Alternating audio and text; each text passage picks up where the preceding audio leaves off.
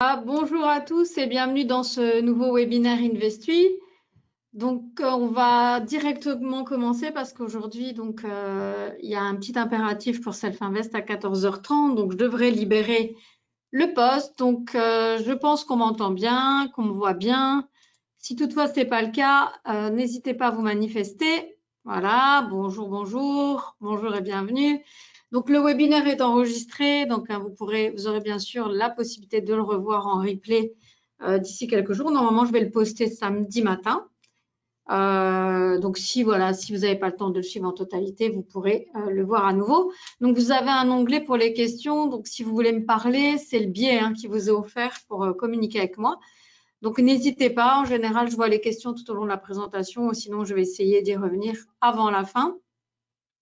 Donc aujourd'hui, c'est un petit webinaire, c'est le webinaire de fin de mois que j'utilise en général pour faire le point sur quelque chose en particulier, donc une stratégie, un des éléments du service Investui, etc. Donc aujourd'hui, j'ai choisi de vous parler de l'or. Donc c'est pour ça qu'il y a ce titre. Donc est-ce qu'on est prêt à jouer les alchimistes ensemble? En tout cas, on va vous montrer comment nous, chez Self-Invest, on a fait et comment on fait pour en tout cas transformer le plomb en or.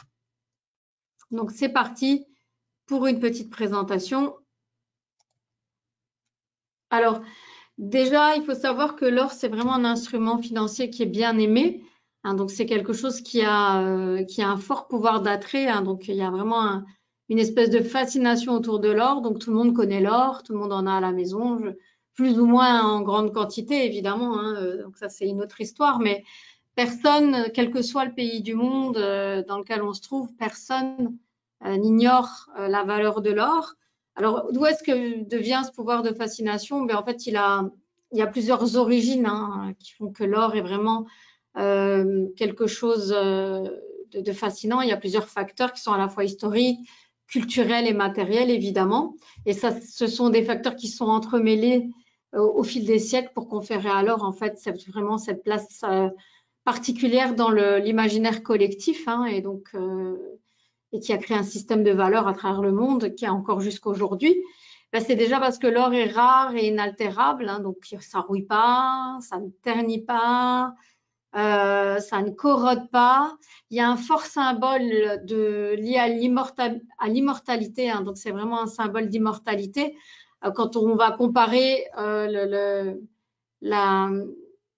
la fiabilité, quand on compare au côté éphémère de l'existence humaine, on se rend bien compte que c'est quelque chose qui traverse les siècles sans problème, puisque de toute façon, ça ne s'altère pas. L'or ne s'altère absolument pas. Et ça, c'est une des raisons qui fait en fait que c'est quelque chose qui est vraiment fascinant. Après, au niveau de l'histoire et de la culture, il y a énormément de civilisations qui l'ont utilisé donc, comme système de monnaie, système monétaire, en termes de bijoux, d'ornements, et ça confère en fait un fort symbole de pouvoir et de richesse. Il y a de nombreuses civilisations à travers le monde qui ont vraiment valorisé l'or pour la beauté et la rareté. En fait, ça a une connotation de symbole et de statut, de symbole et de statut social très très élevé et de réussite. D'ailleurs, quand on pense aussi encore aux pharaons qui se faisaient aussi enterrer avec tout, et notamment leurs bijoux, c'est parce qu'ils pensaient bien que ça allait traverser les siècles et ça allait leur conférer aussi cet aspect d'immortalité. On en trouve aussi dans tout ce qui est art, voilà, on en retrouve partout. C'est vraiment, il y a plein d'objets aussi religieux qui sont ornés d'or, de feuilles d'or. Donc, on le retrouve dans l'art, dans la décoration, voilà, au niveau de tout ce qui est religieux, un symbole avec la divinité. Donc, voilà, il y a beaucoup d'icônes aussi qui sont avec des feuilles d'or. Donc, il y a beaucoup de lieux de culte. Je me souviens avoir vu des Bouddhas aussi en voyageant dans le monde entier, donc des Bouddhas recouverts d'or. Donc, c'est vraiment quelque chose qui s'entremêle et qui confère vraiment à l'or quelque chose de particulier. Donc, voilà, c'est commun à tout le monde. C'est vraiment dans l'imaginaire collectif. C'est pas que lié aux civilisations européennes. C'est vraiment quelque chose qui est très important dans le monde entier. Voilà, après maintenant, on en retrouve aussi dans tout ce qui est technologie, hein. Il y a beaucoup de composants en fait qui utilisent de l'or aussi pour ses propriétés anticorrosives, voilà, de résistance. Donc, on en trouve dans plein de domaines. Et puis, ben, l'or, c'est la lumière, c'est la brillance, le soleil, la chaleur.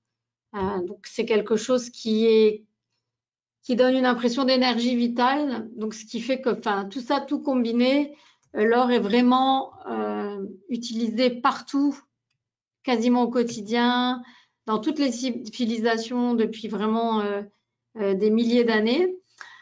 Alors, il y a aussi un autre aspect qui confère à l'or aussi cette aura, hein, qui fait qu'en fait, l'or n'est pas de nature terrestre, hein, l'or est de nature extraterrestre. Donc, je pense que ça, bon, c'est pas forcément quelque chose que je vous apprends aujourd'hui, mais l'or n'est pas créé sur Terre, hein. Il vient en fait vraiment de l'intérieur des étoiles, qui sont des usines cosmiques, et en fait qui ont pour vocation aussi de transformer des éléments simples en des éléments plus complexes. Donc, ce qui se passe, c'est que quand une étoile elle est assez vieille, qu'elle a assez grossi, donc plus de 10 fois la taille du Soleil en général, elle finit par exploser dans un processus de supernova. Alors, ce sont des informations simples, hein. Je n'ai pas fait de chimie ou de physique, donc c'est des éléments que j'ai trouvés aussi sur Internet et que vous allez pouvoir retrouver. Donc, en fait, il y a une explosion qui est vraiment très intense et qui libère une énergie incroyable et qui fait qu'en fait, à ce moment-là, les éléments les plus lourds sont séparés et sont transformés en or, vraiment à partir d'éléments les plus légers. C'est comme une réaction nucléaire, en fait. C'est tellement puissant que ça a le pouvoir de créer, en fait, à partir de rien, de créer de l'or, hein. Donc, c'est pour ça que je voulais faire la référence avec l'alchimie aussi. Et donc, une fois en fait que l'or il est formé au niveau des étoiles, il est éjecté, hein, dans l'espace sous forme de poussière et il se mélange avec des gaz, en fait, des gaz qu'on trouve dans l'univers. Et donc, il s'intègre aussi à des météorites, voilà, on le retrouve dans des nouvelles étoiles, dans des planètes. Et donc, voilà, tout ça, quand ça rentre en collision dans l'espace, ben, en fait, ça crée des planètes qui sont composées d'or. Donc, la Terre, au moment de sa création, comportait de l'or. Alors, il n'y a pas de nouvelle création d'or, hein. Il faut savoir que soit on trouve des nouveaux gisements, mais c'est de plus en plus rare.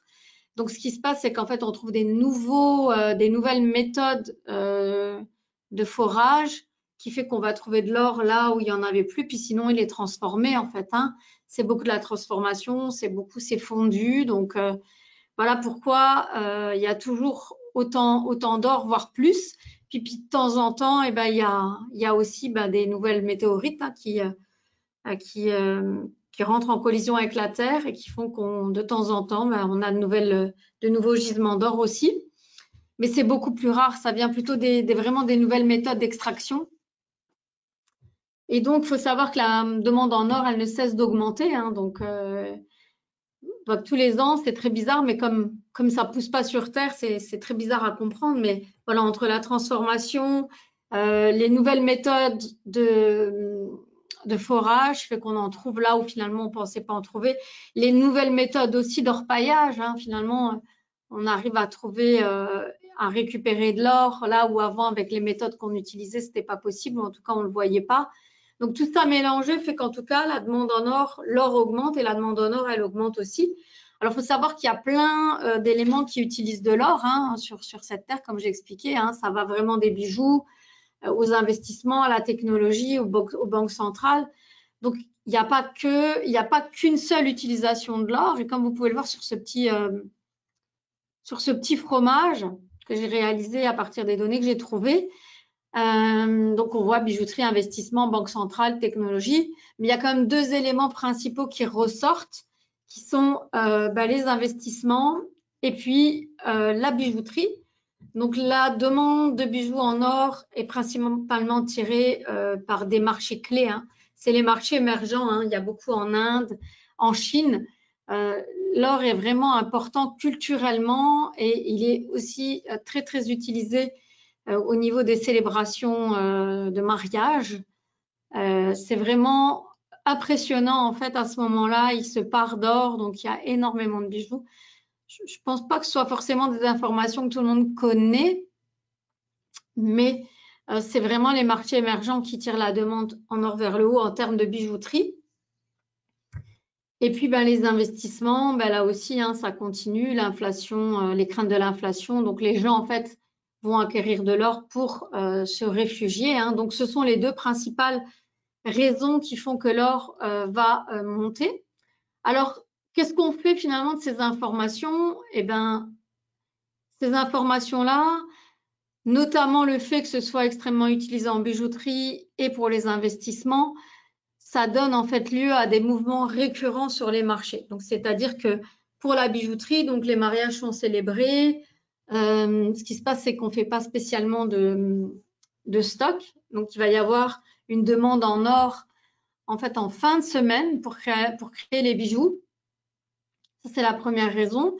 Et puis, en termes d'investissement, il faut savoir qu'il y a beaucoup en fait de sociétés financières, de fonds d'investissement qui vont se couvrir, hein, et qui vont se prémunir d'éventuels cracks, ou en tout cas qui vont se tourner vers l'or comme valeur refuge avant le week-end pour justement donc bénéficier d'une protection du portefeuille au cas où il y aura un problème sur les marchés. Et donc, ces deux éléments-là, en fait, font qu'on va noter systématiquement et de façon récurrente une augmentation de la demande en or avant le week-end. Et ça, quand on a un effet comme ça sur les marchés, quand on a en fait des mouvements récurrents sur un instrument à un moment donné précis, eh bien, c'est ce qu'on va appeler en fait un effet de marché. Donc, les effets de marché, c'est vraiment le fonds de commerce d'Investui. C'est ce qu'on utilise dans Investui pour baser nos investissements. Donc, c'est-à-dire qu'on a repéré plusieurs effets de marché et c'est ce qu'on va utiliser en fait pour entrer en position de façon systématique et récurrente sur des instruments bien précis. Donc, ici, il était question de vous présenter l'or. Donc, l'or, en fait, c'est un effet de marché qu'on utilise et qui s'appelle le Friday Gold Rush et qu'on va utiliser en fin de semaine parce que justement, c'est à ce moment-là que la demande en or augmente. Alors, les effets de marché, donc peut-être que vous ne connaissez pas, mais en tout cas, c'est quelque chose de très connu au niveau des professionnels. Excusez-moi, petite hydratation. Donc, ce sont énormément les professionnels qui utilisent les effets de marché, hein. Donc, c'est assez peu connu du grand public. Mais comme nous, en tant que courtier en bourse, depuis 1998, en tout cas, on a affaire à beaucoup de professionnels et le système d'investissement Investui est né aussi de la collaboration avec plein de gens qui les utilisaient pour leur propre compte. Et donc, les effets de marché, comme j'expliquais, hein, sont des tendances récurrentes observables sur les marchés financiers et donc qui finissent en fait par être observés assez régulièrement pour faire qu'on puisse se baser aussi là-dessus pour prendre des positions. Alors, ça ne veut pas dire 100% de trade gagnant, hein, ce n'est pas systématiquement, mais majoritairement oui. Et donc, bien sûr, les sous-jacents, ce sont des facteurs économiques, hein, ce sont des conditions de marché spécifiques. Et en tout cas, c'est le reflet de comportement humain sur le marché, hein. Donc, par exemple, comme là, comme j'explique, on va avoir besoin de créer des bijoux pour les mariages. Et bien, qu'est-ce qu'on fait? Il faut de l'or, on va fabriquer. On a peur qu'il y ait un crack, et bien, on va acheter de l'or, on va se prémunir. Et donc, tout ça combiné, voilà, ça crée en fait un effet de marché. Donc, les effets de marché sont scientifiquement éprouvés. Il y a eu énormément d'articles écrits à ce sujet, donc notamment en anglais. Il y a beaucoup de professionnels, il y a des scientifiques qui ont écrit des choses. Donc, il y a notamment un scientifique avec lequel on travaille régulièrement qui est Raimund Schrick. C'est lui. Donc, lui, c'est un trader professionnel allemand. Donc, c'est un chercheur. Au départ, c'est un scientifique qui a dévoué toute sa vie à la recherche et à l'analyse des cycles. Donc, en fait, quand on parle d'effet de marché, quand on parle de récurrence, d'événements récurrents, c'est un cycle. Donc, nous, les êtres humains, on est basé clairement, notre vie, elle est constituée de cycles, hein, donc qu'ils soient des cycles internes, des cycles externes. Hein, donc, je parle le cycle du sommeil, la menstruation pour les femmes. Il y en a bien d'autres, hein, aussi, tout ce qui pousse dans la nature et qui fait que on va consommer des choses récurrentes à des périodes récurrentes. Voilà, donc tout ça, c'est des cycles. Donc, lui, il a été amené à faire cette étude et puis à recouper ça avec d'autres éléments scientifiques et financiers. Donc, c'est 20 ans, hein, 20 ans de recherche. Il y en a d'autres, hein, il y a Oscar Carchano.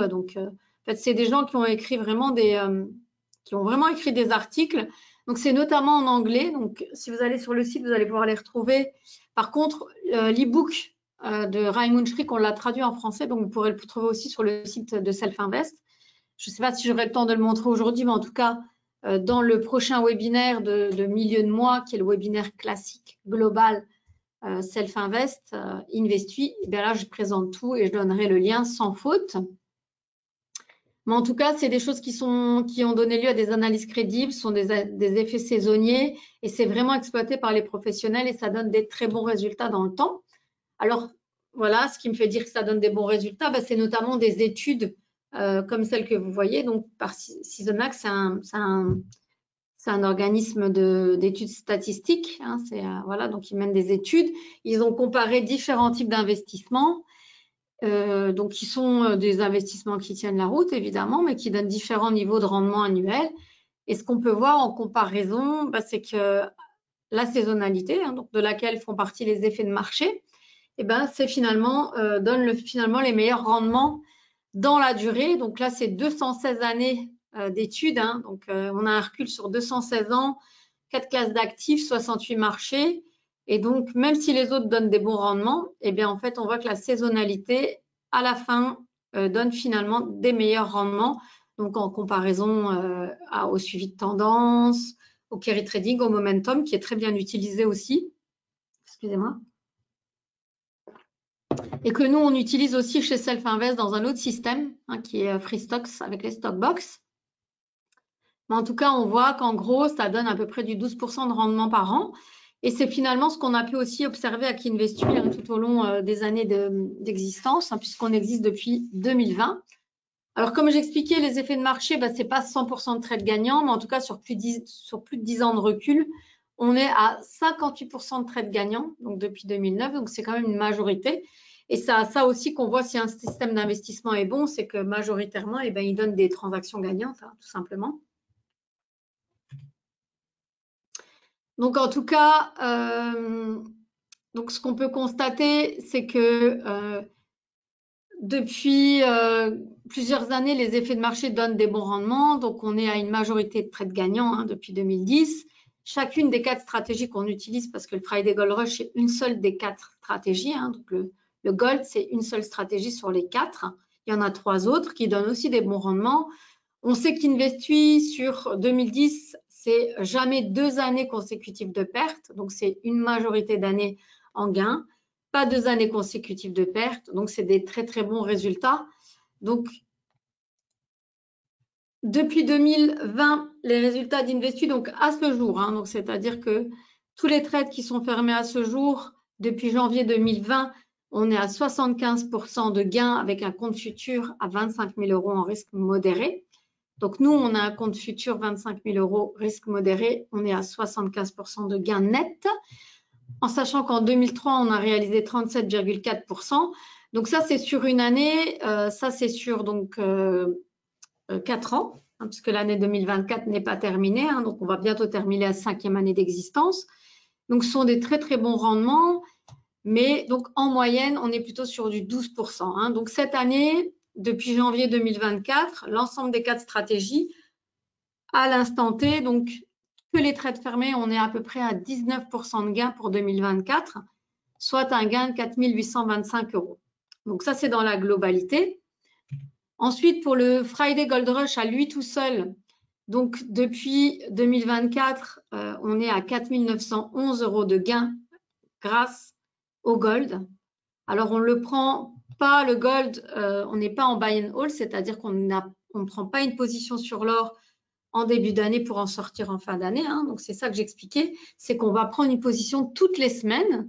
Donc, c'est-à-dire que comme on a noté que le gold avait tendance à monter donc en fin de semaine, c'est ce que j'expliquais, hein, le gold, il va monter le vendredi parce que la bijouterie va faire des achats massifs d'or en combinaison avec les fonds d'investissement, les sociétés d'investissement. Elles vont vraiment se prémunir, donc elles vont acheter de l'or. Donc, quand on est nombreux à acheter, mécaniquement, en fait, le cours monte. Donc, nous, ce qu'on fait, tout simplement, c'est qu'on suit le mouvement. On va acheter de l'or le jeudi, donc avant la montée. La montée, elle a attendu le vendredi, hein, donc c'est là que c'est le mouvement qui a attendu. Donc nous, on va acheter de l'or le jeudi, puis on va profiter que tous ces professionnels-là achètent aussi de l'or pour pouvoir donc justement profiter d'une hausse. Et ce qu'on va faire, c'est qu'on va se séparer de la position le vendredi soir, donc avant le week-end. Et donc globalement, c'est très positif, hein, puisque je l'expliquais. Donc en 2024, on a réalisé 4 911 € de gains nets, hein, donc depuis janvier jusqu'à maintenant, avec un compte à 25 000, donc c'est quand même un pourcentage assez intéressant. Et depuis 2010 en brut, donc ça c'est un résultat qui est brut, hein, c'est le résultat qui est sorti de backtest, on est donc sur du 70 588 € avec donc 56% de trades gagnants. Donc ça veut dire que dans 56% des cas, on a raison en tout cas de prendre cette position, mais dans l'ensemble, même s'il y a des trades perdants, on est à des résultats hyper positifs. Alors tout à l'heure, je parlais de buy and hold. Donc là, ici, on a comparé en fait sur ce graphique-là la prise de position. Donc c'est comme si ici, en 2016, on avait acheté de l'or et on l'avait conservé jusqu'à maintenant. Donc si on avait acheté de l'or et qu'on l'avait conservé, on serait en positif, hein, bien sûr, hein, on aurait un résultat positif, mais ce serait beaucoup plus lent que de la façon dont on utilise Investui. Donc Investui, c'est vraiment la prise de position à des moments précis de la semaine sur les 4 instruments qu'on utilise, dont le gold. Et donc, ça veut dire qu'on va rentrer en position à un moment précis. On va vraiment utiliser une fenêtre spatio-temporelle bien précise, donc qui est censée contenir l'effet de marché attendu. Puis, on s'en sépare. Donc, c'est-à-dire qu'on n'est pas en permanence en position. Hein, donc, c'est plutôt du 20% du temps en position. Donc, et on voit qu'en fait, en faisant comme ça, on s'expose moins au risque et en même temps, on obtient des meilleurs résultats que si on avait simplement acheté de l'or et qu'on l'avait conservé. Donc, Investui, c'est hyper intéressant, hein, puisque ça donne vraiment, on est moins exposé au risque, on est diversifié parce qu'on n'a pas que le gold, évidemment, on a 4 instruments au total qui sont tous les 4 des instruments populaires et qui présentent des spécificités, qui vont aussi se compenser, qui fonctionnent bien ensemble. Hein, nos backtests, ils donnent vraiment des très bons résultats. Et la réalité également, hein, puisqu'on travaille en vrai depuis 2020, et donc que les résultats sont très bons. Hein. C'est ce que j'expliquais. À ce jour, on a 75% net depuis 2020. Donc, c'est quand même très, très bon. Hein. Voilà, donc les 4 stratégies, sans rentrer dans le détail, puisque c'est ce que je présente au prochain webinaire. Donc, les 4 stratégies, bien, elles reposent évidemment sur l'analyse de schémas répétitifs. C'est ce que j'ai expliqué. Hein. Donc, c'est-à-dire qu'on a capté que sur certains instruments, pour des raisons humaines, économiques, de marché, il y a un comportement particulier à une date précise. Donc, pour le gold, c'est un mouvement qui va se répéter tous les vendredis de hausse pour les raisons que j'ai expliquées. Et puis, on utilise aussi le DAX, une stratégie qui s'appelle le Turnaround Tuesday. On utilise aussi le GBP-USD, donc qu'on appelle le Pound Shorter. Et puis, une 4e stratégie qui s'appelle le End of Month et qui tourne sur le mini S&P.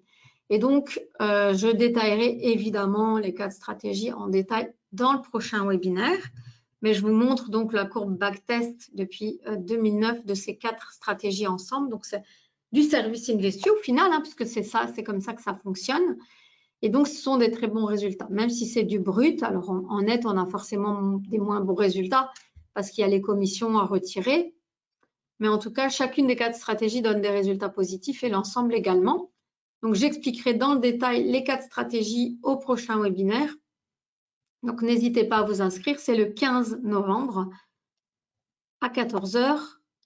Voilà. Donc, je vais terminer le webinaire en vous montrant le site Investui. Donc, c'était un court webinaire sur le gold. Hein. Donc, je vais aller sur le site. Alors, Investui, donc, c'est www.investui.fr. Donc, le site est en français. Quand on ouvre un compte auprès de WH Shelf Invest France. Donc, c'est un compte français. Donc, ça vous permet en fait de recevoir tous les éléments pour la déclaration des impôts en début d'année pour l'année précédente. Et donc, tout ce qu'on a vu ensemble ici, donc très, très brièvement, est repris sur le site. Donc, on n'a qu'à suivre simplement l'évolution normale des onglets. Donc, on commence ici. On a les résultats. Donc, c'est ce que je vous expliquais. 2020, 33,1% net. 2021, 17,5%. En 2002, ben, ça n'a pas été une bonne année pour plein de raisons qui sont connues. Hein. Donc voilà, on n'échappe pas. Hein. InvestSuisse, ce n'est pas une martingale, ce n'est pas une boule de cristal, c'est de l'utilisation et l'exploitation de données statistiques. Donc on sait que dans l'ensemble, on a des bons résultats en utilisant des fenêtres spatio-temporelles bien précises sur des instruments. Et on fait parce qu'on sait que dans l'ensemble, on a des bons résultats. Et donc, l'année dernière, 37,4%, et cette année sera très certainement positive, en sachant qu'il reste encore tout le mois de novembre et tout le mois de décembre pour faire le résultat, donc on ne sait pas. Mais en tout cas, aujourd'hui, on est à 19%, hein, c'est ce que j'expliquais. Donc, ici, vous avez toutes les stratégies qui sont expliquées dans le détail. Donc, ce qu'on a vu aujourd'hui, le Friday Gold Rush, vous pouvez revoir toutes les explications sur cet onglet. En tout cas, vous avez le détail des 4 stratégies, des 4 effets de marché sur cette page stratégie. Sur l'onglet des positions, vous voyez les positions qui sont en cours. Donc aujourd'hui, il y a la position sur le micro S&P qui est encore ouverte et qui sera fermée que en fin de semaine prochaine. Donc si je ne dis pas de bêtises, vendredi 7 au matin. Voilà. Ici, les comptes réels, c'est ici que sont reprises toutes les transactions qu'on prend avec notre compte futur et notre compte CFD. Donc, elles sont toutes comptabilisées. Ce sont des positions, sont des résultats de position nettes. Et donc, à la dernière comptabilisation, donc à fin septembre, on était à 9,9%. Et puis, quand on ajoute les résultats de ces trades gagnants, là, on est à quasiment 19%. Donc, maintenant, en sachant qu'on n'a pas comptabilisé les positions encore qui sont ouvertes. Voilà, donc si vous voulez télécharger l'e-book du Dr Raymond Schrick, il faut aller sur whselfinvest.fr. Et là, vous allez tout en bas de la page. Et là, vous avez normalement la bibliothèque de trading. Vous avez les e-books et vous pouvez télécharger l'e-book. Voilà, donc je vais revenir à la présentation. Donc, si vous avez des questions, vous pouvez me les poser, en sachant que je vais devoir interrompre dans très peu de temps le webinaire. Mais vous pourrez me rappeler avec plaisir au 01 48 01 47 61. Donc, surtout, n'hésitez pas si vous avez des questions. Donc, désolé, c'est le 15 novembre, évidemment. Hein, la date, il y a une petite erreur, mais c'est le 15 novembre. Donc, vendredi 15 novembre à 14 h. Donc, n'hésitez pas à vous inscrire. Et je vous présenterai le service en totalité. Donc, voilà. Donc, n'hésitez pas, si vous avez des questions, j'ai encore 2 petites minutes. Donc, je corrige en même temps.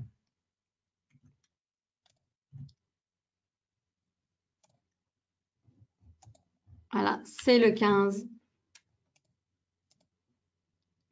novembre.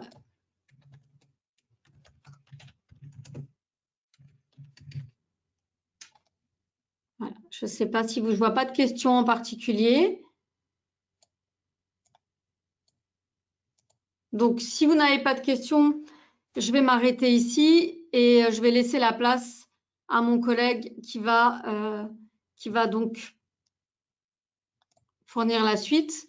Merci, je suis désolée, c'est un peu rapide parce que justement aujourd'hui c'est particulier. Hein, il y a les marchés américains qui ouvrent plus tôt que prévu. Donc, on s'est un peu chevauché avec les webinaires. Mais en tout cas, il y a plein de vidéos. La prochaine fois, ça sera beaucoup plus complet. Donc, surtout, n'hésitez pas à vous inscrire si c'est intéressant. Si ça représente en tout cas un intérêt, et puis on peut bien sûr s'entretenir en particulier si vous voulez des renseignements sans aucun engagement évidemment. Hein. Donc n'hésitez pas, ça sera avec grand plaisir. Voilà, je vous dis à très bientôt. Je m'interromps ici. Voilà, donc je quitte la connexion et je vous dis à très bientôt. Une très bonne fin d'après-midi à vous. Au plaisir.